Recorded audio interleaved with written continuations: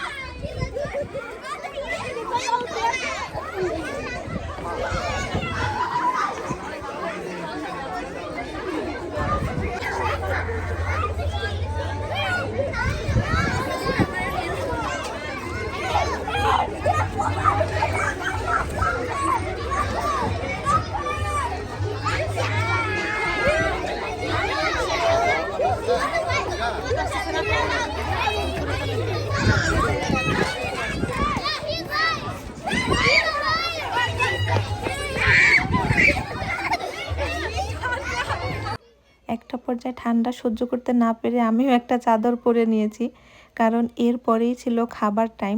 খাবারের সময় আসলেই ঠান্ডা একটু বেশিই ফিল হয়। আমাদের শীতের দিনে কি হয়, যখন খাওয়া দাওয়া করি তারপরে মনে হয় শীতটা আরও 2 গুণ বেড়ে যায়। তাই আমি খাওয়ার আগে আগে বাসা থেকে আরেকটা চাদর নিয়ে এসে পরে নিয়েছি।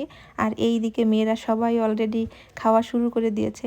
এই ব্যাকয়ার্ডটা ছিল শেল্টার দেয়া, এইখানে খুব একটা বাতাস ছিল না, কিন্তু আমরা যখন এই ফ্রন্ট সাইডের এইখানে ছিলাম, এইখানে ছিল প্রচুর বাতাস।